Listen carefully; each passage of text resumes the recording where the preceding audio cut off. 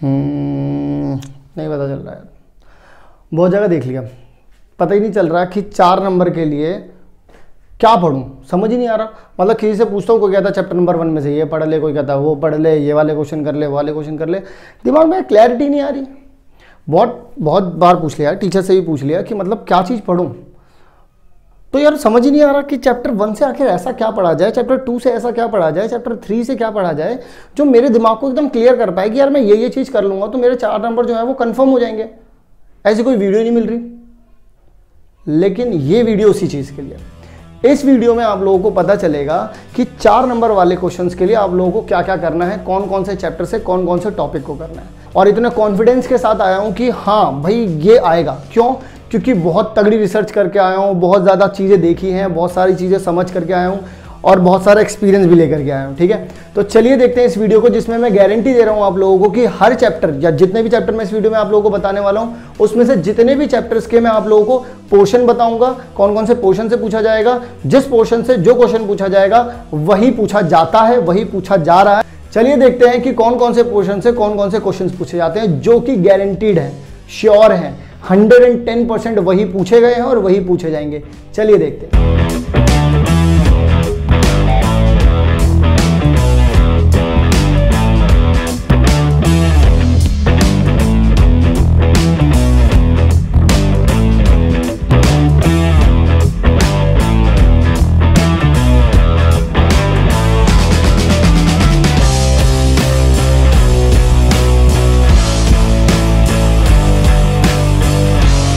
तो सबसे पहले तो मैं ये क्लैरिटी बना करके चलूंगा आपके दिमाग में कि अगर मैं चैप्टर 1 की बात कर रहा हूं तो सबसे पहले मैं आप लोगों को बताऊंगा कि कौन कौन से टॉपिक में से आने वाले हैं 4 नंबर वाले क्वेश्चंस। उसके बाद मैं आप लोगों को बताऊंगा चैप्टर नंबर 2 में से कौन कौन से टॉपिक में से 4 नंबर वाले क्वेश्चन आने चाहिए। यानी कि सबसे पहले हम लोग क्लैरिटी बनाएंगे अपने दिमाग में कि चैप्टर 1 से अगर 4 मार्क्स वाला क्वेश्चन आएगा तो क्या पूछा जा सकता है। हमें ये पता भी तो होना चाहिए ना, मतलब बस ऐसे ही 4 नंबर के लिए कर रहे हैं, 6 नंबर के लिए कर रहे हैं, ऐसे नहीं, बिल्कुल डिफाइन करके कि यार ये 4 नंबर का ये चीज़ आती है तो मैं इस चीज़ को ऐसे पढ़ूंगा, तो हर चीज़ बताऊंगा।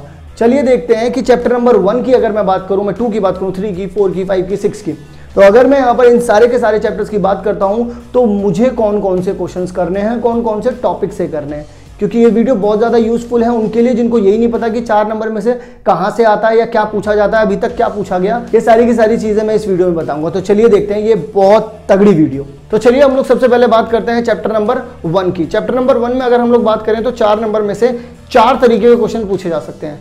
पहला यहां पर दे रखा है आप लोगों को रिलेशन, फिर उसके बाद function, then composite function, then binary function. तो जो चारों की चारों चीजें आप लोगों को दे रखी हैं, इसमें मैं आप लोगों को ये समझा दूं कि सबसे पहली बात इन्हीं चारों में से कोई भी एक टॉपिक में से आप लोगों से 4 नंबर का क्वेश्चन पूछा जाएगा। जो कोई सा भी 4 नंबर का क्वेश्चन पूछा जाएगा आप लोगों से, अब मैं बताऊंगा कि रिलेशन में से आप लोग किस तरीके से क्वेश्चन पूछा जा सकता है, फंक्शन में से किस तरीके से पूछा जा सकता है, कंपोजिट में से कैसा पूछा जाएगा और बाइनरी में से कैसा पूछा जाएगा। तो आप लोग उस चीज को कंप्लीट करो, ठीक है। चलिए देखते हैं कौन कौन से क्वेश्चन है। चैप्टर नंबर 1 में जो सबसे पहला टॉपिक आता है वो आता है रिलेशन। अब रिलेशन में से 4 नंबर में कौन कौन से क्वेश्चन पूछे जा सकते हैं। रिलेशन में आप लोगों से कुछ तरीके के क्वेश्चन पूछे जा सकते हैं अगर 4 नंबर की बात की जाए। जैसे कि पहला वाला क्वेश्चन ये है, पहले वाले क्वेश्चन में आप लोगों को दिख रहा होगा कि यहां पर आप लोगों को रिलेशन बताना है, इक्विवेलेंस रिलेशन। अब इक्विवेलेंस रिलेशन में आप लोगों को ऑर्डर पेयर दे रखे हैं, ठीक है। एक तो ये वाला क्वेश्चन आएगा रिलेशन में से आता है। तो मैं दोबारा से क्लियर कर दूं, मैं आपको वो चीजें बता रहा हूं जैसे कि मान लो रिलेशन से आता है तो रिलेशन में से जो बताऊंगा वही आएगा, मान लो फंक्शन से आता है तो फंक्शन से जो बताऊंगा वही आएगा, ठीक है। मैं ये नहीं बोल सकता कि चैप्टर 1 में से रिलेशन में से ही आएगा या फंक्शन में से ही आएगा। मैं इस तरीके का फालतू का कोई धोखेबाजी या फिर कोई झूठ बोलना नहीं चाहता, सिंपल क्लियर बात कर रहा हूं। रिलेशन से आएगा तो ये आएगा, फंक्शन से आएगा तो ये आएगा, कंपोजिट फंक्शन से आएगा तो ये आएगा, और अगर बाइनरी से आएगा तो क्या आएगा, मैं वो चीजें बताऊंगा आप लोगों को, ठीक है। तो सबसे पहले बात कर रहे हैं हम लोग रिलेशन की। अगर रिलेशन में से आएगा तो आपसे पूछा जाएगा इक्विवेलेंस रिलेशन को प्रूव करो। अब इक्विवेलेंस रिलेशन को किस तरीके से प्रूव करेंगे आप लोगों को पता है, रिफ्लेक्सिव, ट्रांजिटिव, ये सब चीजें करी जाएंगी उसमें, ठीक है। तो सबसे पहली चीज जो पूछी जाएगी वो है ये ऑर्डर पेयर वाला, ठीक है। और अगर इसके अलावा कुछ और आता है तो ये जो दूसरा वाला क्वेश्चन यहाँ पे दे रखा है, दूसरे वाले क्वेश्चन में आप लोगों को a - b डिविजिबल बाय 5 और 4 ऐसा करके पूछा जा सकता है, ठीक है। और अगर इसके बाद भी अगर रिलेशन में से कुछ आता है तो ये वाला आ सकता है कि जिसमें आप लोगों से पूछा जाएगा neither reflexive nor symmetric nor transitive, ठीक है। तो एक मतलब अगर वैरायटी देखी जाए तो क्या पूछा जा रहा है, एक तरफ तो ये बताओ इक्विवेलेंस है या नहीं, उसकी इक्विवेलेंस क्लास बता दो, और एक तरफ पूछा जा रहा है कि इक्विवेलेंस नहीं है, यानी कि रिफ्लेक्सिव भी नहीं है, ट्रांजिटिव भी नहीं है और सिमेट्रिक भी नहीं है, इस चीज को ही प्रूफ करो। तो बाद के जो 2 क्वेश्चन है उसमें क्या है, आप लोगों को ये चीज बतानी है, चेक करना है इक्विवेलेंस है या नहीं है, या फिर ये बताना है कि वो नहीं है। और शुरू के वाले जो 2 मैंने बताए हैं उसमें क्या है कि ये इक्विवेलेंस है, इसको प्रूफ करो। तो ये जो 4 क्वेश्चन है, ये 4 क्वेश्चन आप लोगों को कंफर्म करने हैं रिलेशन के लिए। कंफर्म हो गया रिलेशन। इसके बाद हम लोग बात करते हैं अपने फंक्शन के ऊपर। फंक्शन में आप लोगों को ये वाला जो नेक्स्ट क्वेश्चन दे रखा है, इस वाले क्वेश्चन में आप लोगों को 1 1 और ऑन टू फाइंड करना है, 1 1 और ऑन टू फाइंड करना है, और इसका इनवर्स भी निकालना है। ये आपसे 4 नंबर में पूछा जाएगा, सिंपल क्वेश्चन है, इसमें क्वाड्रेटिक इक्वेशन नहीं है। क्वाड्रेटिक इक्वेशन आ जाती है तो 6 नंबर में आ जाता है, ठीक है। इसके अलावा एक क्वेश्चन और दे रखा है आप लोगों को, जहां पर क्वाड्रेटिक इक्वेशन दे रखी है, पर ये क्वाड्रेटिक इक्वेशन सिंपल दे रखी है। ये दूसरी वाली क्वाड्रेटिक इक्वेशन अगर आ जाएगी जिसमें 3 डिजिट दे रखी होंगी, यानी 3 टर्म दे रखी होंगी, तो वो 6 नंबर में हो जाता है। पर ये वाला जो क्वेश्चन दे रखा है ये 4 नंबर में ही रहेगा, ठीक है। तो अगर फंक्शन से आता है 1 1 और ऑन टू और इनवर्स निकालने के लिए, तो ये 2 तरीके के क्वेश्चन पूछे जाएंगे और कुछ नहीं पूछा जाएगा। तीसरी बात करते हैं कंपोजिट फंक्शन। अब कंपोजिट फंक्शन की अगर बात की जाएगी तो कंपोजिट फंक्शन में आप लोगों से पूछा जा सकता है ये वाला क्वेश्चन। तो जो ये वाला क्वेश्चन आप लोगों से पूछा जा सकता है, इसमें क्या है, आप लोगों को बताना है 2 फंक्शन दे रखे हैं g और f, आप लोगों को दोनों को कंपोज कर देना है। दोनों को कंपोज करके बताना है कि भाई अब जो नया फंक्शन बनने वाला है उसमें कोई भी वैल्यू पुट करवा देंगे, वो 2 वैल्यू जैसे -3 इसमें दे रखी है, 2 और -3, तो उस तरीके की वैल्यू आप लोगों को पुट करके बतानी पड़ेगी। तो इसी के साथ होता है कंपोजिट फंक्शन। इसके बाद आते हैं कि भाई क्या पता बाइनरी फंक्शन से आ जाए। तो अगर बाइनरी फंक्शन से आएगा क्वेश्चन तो आप लोगों से पूछा जा सकता है ये वाला क्वेश्चन। इस वाले क्वेश्चन में आप लोगों से बोला गया है कि कम्यूटेटिव और एसोसिएटिव है या नहीं है, ये चीजें बात करनी है बस। दूसरे वाले क्वेश्चन में आप लोगों से पूछा जा सकता है कम्यूटेटिव, एसोसिएटिव, आइडेंटिटी एलिमेंट और इनवर्स, ये चारों की चारों चीजें पूछी जा सकती हैं आप लोगों से, ठीक है। तो सिंपल है, बस आप लोगों को कम्यूटेटिव, एसोसिएटिव और आइडेंटिटी एलिमेंट या फिर इनवर्स निकालने के लिए बताया जाएगा। अब आगे की बात करते हैं। हम लोगों ने चैप्टर 1 खत्म कर दिया। चैप्टर 1 में मैंने आप लोगों को जो क्वेश्चंस बताए यही क्वेश्चंस हैं, आप लोग इन क्वेश्चंस को कंप्लीट कर लो। तो चलिए अब हम लोग आगे की तरफ बढ़ते हैं, चैप्टर 2 की तरफ। अब चैप्टर 2 में किस तरीके के क्वेश्चंस पूछे जाते हैं, किस तरीके से आप लोगों से पूछा जाएगा, मतलब आप लोग किस तरीके से ऑब्जर्व कर पाओगे कि यार हाँ मुझे ऐसे ऐसे क्वेश्चंस करने हैं और मुझे ज्यादा कुछ करने की जरूरत नहीं है। तो वो कैसे कर पाओगे, देखो जरा यहाँ पर। सबसे पहली चीज, जब कभी भी चैप्टर 2 में से 4 नंबर का क्वेश्चन आएगा तो वो क्वेश्चन क्या होगा, पहली बात वो क्वेश्चन या तो प्रूफ का हो सकता है, वो क्वेश्चन या तो फिर आपके पास x की वैल्यू का हो सकता है, मतलब फाइंड x और प्रूव दैट दिस और दैट, कुछ भी पूछ सकते हैं वो, ठीक है। यानी कि पहली बात तो मुझे प्रूफ वाले क्वेश्चंस करने हैं और जिसमें find the value of x पूछी जाएगी वो वाले क्वेश्चंस करने हैं, पहली बात। अब वो कौन कौन से क्वेश्चंस होने चाहिए, अब वो चीज भी मैं बताता हूं आप लोगों को। तो चलिए हम लोग बात करते हैं कि 4 मार्क्स में किस तरीके के प्रूफ वाले क्वेश्चंस आएंगे। 4 मार्क्स में प्रूफ वाले क्वेश्चंस आएंगे आप लोगों के पास। सबसे पहले तो ये है जो 10 वाला दे रखा है आप लोगों को, पहला ये प्रूफ वाला है। दूसरा ये जो इनवर्स वाला दे रखा है आप लोगों को, दूसरा ये जो इनवर्स वाला दे रखा है, 2 इनवर्स लेफ्ट साइड में दे रखे हैं, राइट साइड वाले इनवर्स के इक्वल प्रूफ करना है। तीसरा आप लोगों को ये वाला क्वेश्चन दे रखा है, जो इस वाले क्वेश्चन में इस वाली जो इमेज आ रही है, इसमें जो नीचे वाला क्वेश्चन है इसमें 3 दे रखे हैं, इसको समथिंग राइट साइड के इक्वल प्रूफ करना है। एक तो ये वाला हो गया प्रूफ के लिए। उसके बाद हम लोग आ जाते हैं नेक्स्ट प्रूफ के लिए, हम लोगों के पास आ जाते हैं कि cos इनवर्स अंडर रूट में 1 + sin x, ये वाला क्वेश्चन करना है, लेफ्ट साइड को राइट साइड के इक्वल प्रूफ करना है, बहुत इंपॉर्टेंट क्वेश्चन है ये।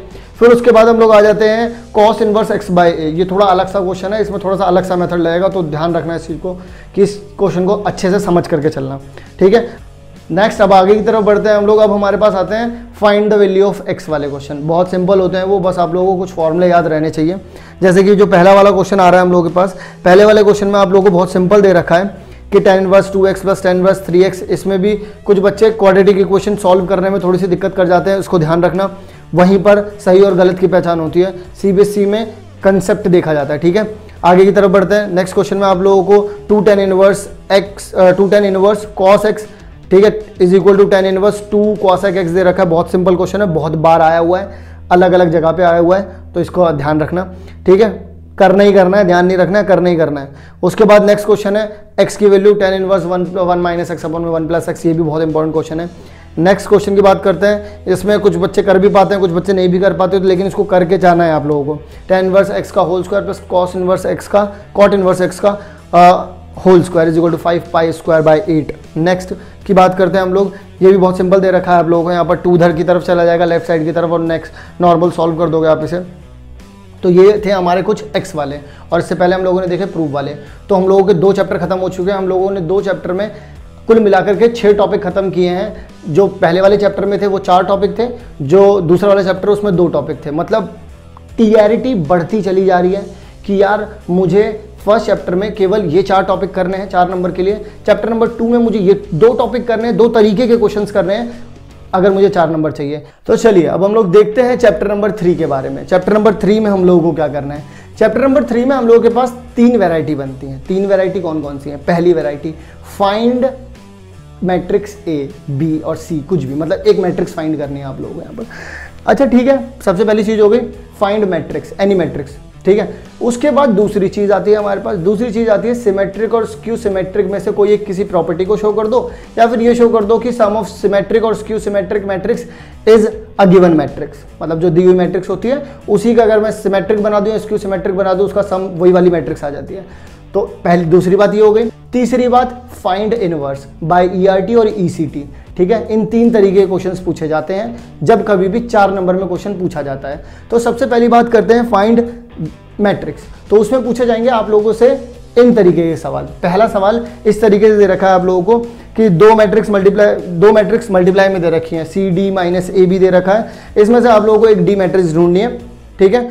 दूसरा क्वेश्चन है कि आप लोगों को 2 मैट्रिक्स दे रखी है मल्टीप्लाई में और राइट साइड में एक मैट्रिक्स दे रखी है, तो उसमें से आप लोगों को ए वाली मैट्रिक्स बतानी है। दूसरी टाइप हो गई, ठीक है, मतलब मैट्रिक्स ही फाइंड करनी है, पर वो वाला तरीका कुछ और था, ये वाला तरीका कुछ और है। नेक्स्ट इसमें आप लोगों को इक्वेशन दे रखी है, यहां से आप लोगों को एक्स मैट्रिक्स फाइंड करनी है। नेक्स्ट आप लोगों को यहाँ पर लैंग्वेज वाला क्वेश्चन दे रखा है। लैंग्वेज वाले क्वेश्चन में भी आप लोगों को मैट्रिक्स को फाइंड करना होगा। वहां पर एक्स वाई जेड समथिंग करके कोई मैट्रिक्स बन रही होगी, उस मैट्रिक्स को वहां पर आप लोगों को फाइंड करके बताना होगा कि यहाँ पर ये वाली मैट्रिक्स लग रही है, उन वेरिएबल्स की वैल्यू निकालनी पड़ेगी। तो क्या कर लिया हम लोगों ने यहाँ पर मैट्रिक्स फाइंड कर ली। दूसरी बात यहाँ पर उसके बाद जो दूसरा क्वेश्चन आता है वो आता है सिमेट्रिक और स्क्यू सिमेट्रिक से। तो ये जो एक पर्टिकुलर आप लोगों को प्रॉपर्टी दे रखी है, वो प्रॉपर्टी यहाँ पे सॉल्व करनी है। क्वेश्चन मैंने आप लोगों के सामने रख रखा है, ठीक है। नेक्स्ट एक और प्रॉपर्टी जो सिमेट्रिक और स्क्यू सिमेट्रिक वाली होती है वो मैंने यहाँ पर रख रखा है। इन दोनों तरीके के क्वेश्चन पूछे गए हैं, ठीक है अभी तक। उसके बाद बात करते हैं ईआरटी और ईसीटी में से कुछ भी पूछ सकते हैं वो लोग। तो एक 2x2 की मैट्रिक्स दे देंगे और बोलेंगे कि इसका इन्वर्स फाइंड करो। यहाँ पर खत्म होता है, दैट्स ऑल, चैप्टर 3 खत्म। अगर आप लोगों ने ये चीज़ें बहुत अच्छे से कर रखी हैं तो बस चैप्टर 3 खत्म। तो चलिए अब हम लोग आगे की तरफ बढ़ते हैं चैप्टर नंबर 4 पे। चैप्टर नंबर 4 में हमारे पास आती हैं 2 वैरायटी। 2 वैरायटी का मतलब क्या है? पहली वैरायटी है डिटर्मिनेंट की प्रॉपर्टी, दूसरी वैरायटी है हमारे पास matrix method with 2x2 matrix. 2 तरीके क्वेश्चन, दैट्स ऑल, खत्म। इसके अलावा कुछ नहीं पूछा जाता इसमें से। तो डिटर्मिनेंट की प्रॉपर्टीज के ऊपर क्वेश्चंस करने पड़ेंगे हम लोगों को, और 2x2 की मैट्रिक्स हम लोगों को यहाँ पर फॉर्म करनी पड़ेगी। हम लोगों को लैंग्वेज वाले क्वेश्चन दिए जाएंगे, तो लैंग्वेज वाले क्वेश्चन को सबसे पहले मैट्रिक्स में लाना पड़ेगा, फिर वहां पर मैट्रिक्स मेथड लगाना पड़ेगा, ठीक है। तो ये चीज क्लियर हो गई कि चैप्टर नंबर 4 में करना क्या है। अब देखते हैं कौन कौन से क्वेश्चन करे जाते हैं, कैसे कैसे क्वेश्चन हैं और कौन कौन से क्वेश्चन हमें करने हैं, जो मैं आप लोगों को बता रहा हूँ।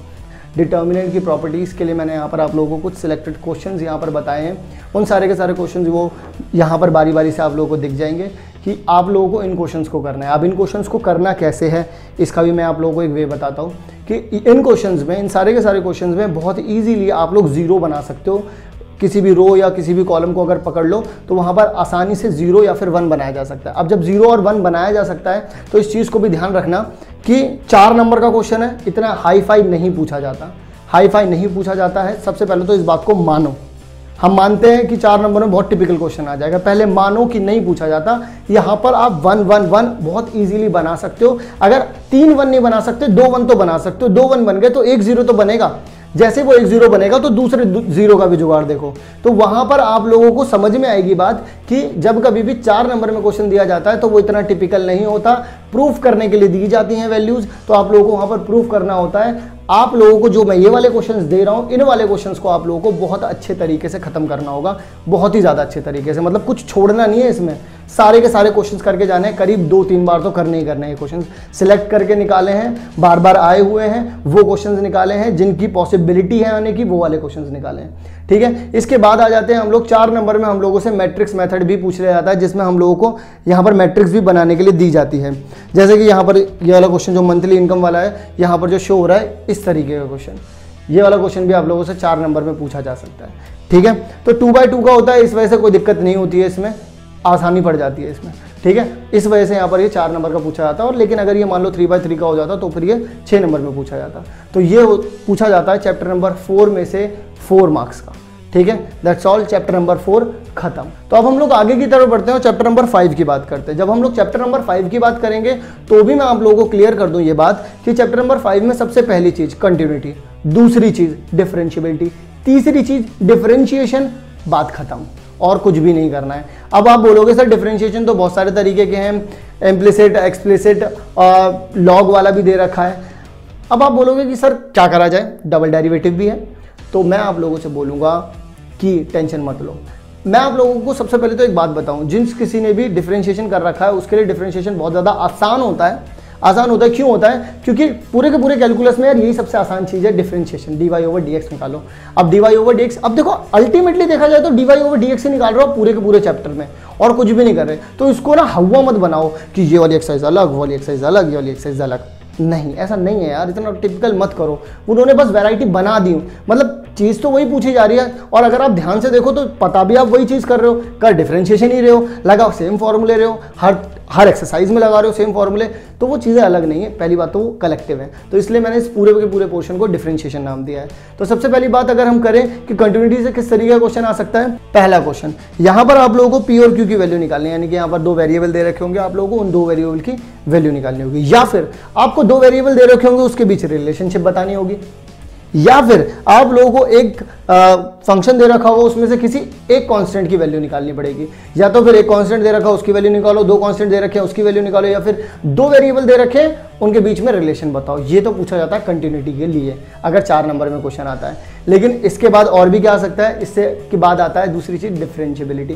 डिफरेंशियबिलिटी के लिए आपसे ये वाला क्वेश्चन पूछा जा सकता है यहाँ पर कि ये जो दिया हुआ फंक्शन है वो x=1 पर जो है डिफरेंशिएबल है, ए और बी की वैल्यू बता दो, ये पूछा जा सकता है। फिर उसके बाद आप लोगों से पूछा जा सकता है क्वेश्चन नंबर ये वाला, यहाँ पर आप लोगों को कोई लैम्डा की वैल्यू, मतलब 2 कांस्टेंट की वैल्यू पूछी जा सकती है या फिर एक कांस्टेंट की वैल्यू पूछी जा सकती है, ऐसा कुछ पूछा जाएगा। तो इस तरीके के क्वेश्चंस आप लोगों से पूछे जा सकते हैं। डिफरेंशियबिलिटी के लिए आप यही कर लोगे बहुत है, और कंटिन्यूटी के लिए आप वो वाले क्वेश्चंस कर लोगे बहुत है, लेकिन विद अंडरस्टैंडिंग करने हैं, ठीक है, कि कौन सी चीज़ कैसे हुई, क्यों हुई, मैंने जो चीज़ अप्लाई की वो क्यों अप्लाई की। विद अंडरस्टैंडिंग का मतलब ये होता है कि जो भी मैंने अप्लाई किया वो मैंने क्यों अप्लाई किया, ये चीज़ मुझे पता होनी चाहिए।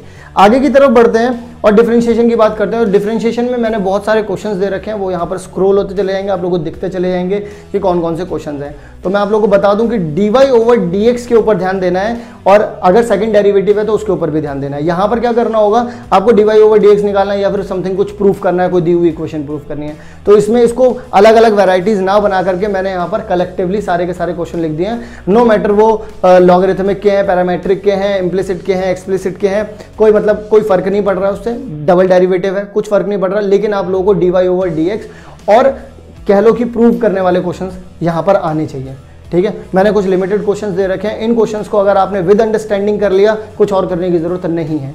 विद अंडरस्टैंडिंग कह रहा हूँ, विद अंडरस्टैंडिंग का मतलब होता है मैं क्वेश्चन में प्लस कर रहा हूँ, माइनस कर रहा हूँ, मल्टीप्लाई कर रहा हूँ, डिवाइड कर रहा हूँ, डिफरेंशिएशन कर रहा हूँ, इंटीग्रेशन कर रहा हूँ, क्यों कर रहा हूँ मुझे ये पता होना चाहिए, ठीक है। इसका मतलब अगर आप इन क्वेश्चंस की कलेक्ट कर लो एक जगह और अपने टीचर के पास जाओ कि सर देखो मैं ये क्वेश्चंस कर रहा हूँ, मुझे रीजन बताते जाओ, मैं इसमें ये चीज़ कर रहा हूँ, तो आप लोगों को रीजन क्लियर होने चाहिए, आप सब कुछ कर पाओगे। तो चलिए हम लोग आगे बढ़ते हैं चैप्टर नंबर 6 की तरफ। चैप्टर नंबर 6 में मैं आप लोगों को बता दूं कि कौन कौन से टॉपिक से क्वेश्चंस पूछे जाते हैं। 6.1, 6.2, 6.3, 6.4, 6.5 से भी आया था लास्ट ईयर, तो मैं उसको भी जोड़ रहा हूँ, ठीक है। तो सबसे पहली बात तो पांचों की पांचों एक्सरसाइज से 4 नंबर का क्वेश्चन पूछा जा सकता है। तो अगर मैं 6.1 की बात करूं यानी रेट ऑफ चेंज की बात करूं, तो उसमें से आप लोगों को कुछ क्वेश्चंस यहाँ पर दे रखे हैं। इन क्वेश्चंस को अगर आप ढंग से करते हैं यानी कि विद अंडरस्टैंडिंग करते हैं, तो आप समझ पाओगे कि यहाँ पर कुछ इक्वेशंस का खेल चल रहा है कि मुझे 2 इक्वेशन दे रखी है, मुझे एक की वैल्यू यहाँ से उठा करके दूसरी वाली वैल्यू में पुट करनी है। जैसा कि मैंने आप लोगों को अपनी वीडियो में बता रखा है रेट ऑफ चेंज की, आप लोग जाकर के वहां पर चेक कर सकते हैं। सेम कंसेप्ट यहां पर आकर के पटक दो, सारे के सारे क्वेश्चन होंगे, सारे के सारे क्वेश्चन सॉल्व होंगे। वीडियो को देखना ना भूलें हर चैप्टर की। उसके बाद बात करते हैं 6.2 की। तो 6.2 में दो तरीके के क्वेश्चन ही पूछे जाते हैं, या तो इक्वेशन दी जाती है या तो फिर आप लोगों को ट्रिग्नोमेट्रिक फंक्शन दिया जाता है, जो कि दोनों के दोनों क्वेश्चन यहाँ पर दे रखे हैं। तो आप लोगों को मैं बता दूं कि इक्वेशन को एक तो सॉल्व करना आना चाहिए कि उसमें increasing decreasing, strictly increasing, strictly decreasing क्या होते हैं, और दूसरी बात आप लोगों को पता होना चाहिए कि कैसे ट्रिग्नोमेट्रिक फंक्शन को एक लिमिटेड दायरे के अंदर कैसे बताया जाएगा कि इंक्रीजिंग डिक्रीजिंग कहाँ से कहाँ तक है, स्ट्रिक्टली और नॉन स्ट्रिक्टली। मतलब समझ में आ रहा है ना, strictly increasing, strictly decreasing, increasing और डिक्रीजिंग, ठीक है। इसके बाद आगे की तरफ बढ़ते हैं 6.3 यानी कि टेंजेंट और नॉर्मल। वहां पर भी कुछ लिमिटेड क्वेश्चंस हैं, ठीक है। इन लिमिटेड क्वेश्चंस को अच्छे से, क्या होता है नॉर्मल, वीडियो जाकर के देख सकते हो, क्या होता है नॉर्मल, क्या होता है परपेंडिकुलर, क्या होता है आप लोग पैरेलल लाइन, क्या होती है आप लोगों के पास टेंजेंट लाइन, क्या होता है स्लोप, इन सारी की सारी नॉलेज होनी चाहिए, तभी आप लोग कर पाओगे इन क्वेश्चंस को। तो ये क्वेश्चंस जो हैं वो आप लोगों को रिपीट मोड पे करने हैं ताकि आप लोगों की अंडरस्टैंडिंग बढ़ पाए क्वेश्चन के साथ, ठीक है। आगे की तरफ बढ़ते हैं 6.4 पे। 6.4 क्या है, अप्रॉक्सीमेशन। दो तरीके से क्वेश्चन पूछा जा सकता है, दो तरीके वो ये हैं। तो इन दोनों के दोनों तरीकों को मैंने आप लोगों को वीडियो में बता रखा है, वहां पर जाकर के देखिए। एक सेम पैटर्न बता रखा है, उस पैटर्न पे अगर सॉल्व करोगे सारे क्वेश्चन सॉल्व होंगे। चैप्टर नंबर 6 के मैंने सारे के सारे पैटर्न बना रखे हैं, आप वहां पर जाकर के वीडियो में जाकर के देख सकते हैं। 6.5 के लिए यहाँ पर एक क्वेश्चन आया जो लास्ट ईयर आया, मैंने वही क्वेश्चन यहाँ पर लिखा है। ज़्यादा इंपॉर्टेंट नहीं है, क्यों? क्योंकि 6 मार्क में इसका क्वेश्चन आएगा तो वो मैक्सिमम मिनिमा से ही आएगा, तो आप लोग इस पर ध्यान ना भी दें तो चलेगा, पर क्योंकि आया है तो मैं आप लोगों को दोबारा से यही रिकमेंड करूंगा कि आप लोग वीडियो जाकर के देखो। सेम कंसेप्ट है यार, कंसेप्ट हिल ही नहीं सकता। मैक्सिमम मिनिमा कह लो, चाहे चैप्टर नंबर 1 कह लो, चैप्टर नंबर 2, 3, 4, 5, 6, मैंने जो बताया उससे ज़्यादा कंसेप्ट आ ही नहीं सकता। आप वहाँ पर जाइए, मैंने पूरा का पूरा पैटर्न बता रखा है, चाहे फिर वो चैप्टर नंबर 2 हो, 3 हो, 4 हो, 5 हो, कोई सा भी चैप्टर हो, मैंने पैटर्न बता रखा है। उन्हीं पैटर्न्स पे क्वेश्चन पूछे जाते हैं, वही पैटर्न मैंने आप लोगों को वहाँ पे बता रखा है, तो आप वहाँ पर जाकर के देख सकते हैं। तो इस वीडियो में मैंने आप लोगों को बुक नंबर 1 के सारे इंपॉर्टेंट क्वेश्चंस बता दिए हैं, सारे के सारे इंपॉर्टेंट टॉपिक्स बता दिए हैं, कहाँ से क्वेश्चन पूछे जाते हैं, कहाँ से क्वेश्चन पूछे गए हैं, ठीक है। तो सारे के सारे जितने भी मैंने यहाँ पे क्वेश्चन बताए वो सारे के सारे क्वेश्चंस आप लोगों को प्रीवियस ईयर में आ चुके हैं, और एक बार नहीं कई बार आ चुके हैं। तो आप लोग जाकर के भी देख सकते हैं, प्रीवियस ईयर के क्वेश्चन पेपर उठा करके देख सकते हैं ये कितने इंपॉर्टेंट क्वेश्चन है। अगर किसी टीचर ने आप लोगों को इंपॉर्टेंट क्वेश्चन बताए भी हैं तो वो उनमें भी ये वाले क्वेश्चन आप लोगों को मिल जाएंगे। तो आई होप आप लोगों के दिमाग में क्लैरिटी बढ़ी होगी और समझ में आया होगा कि 4 नंबर में बुक 1 से क्या क्या पूछा जा सकता है। मेरे दिमाग में क्लियर हो गया है। अगर ऐसा हो गया है तो ज़रूर कमेंट करें, वीडियो को लाइक करें, शेयर करें, जितना ज़्यादा शेयर कर सकते हो, जितना ज़्यादा शेयर कर सकते हो करो, और चैनल को सब्सक्राइब करना मत भूलना, और सब्सक्राइब करवाना भी मत भूलना, और बेल आइकन को भी प्रेस करना मत भूलना। मिलते हैं नेक्स्ट वीडियो में।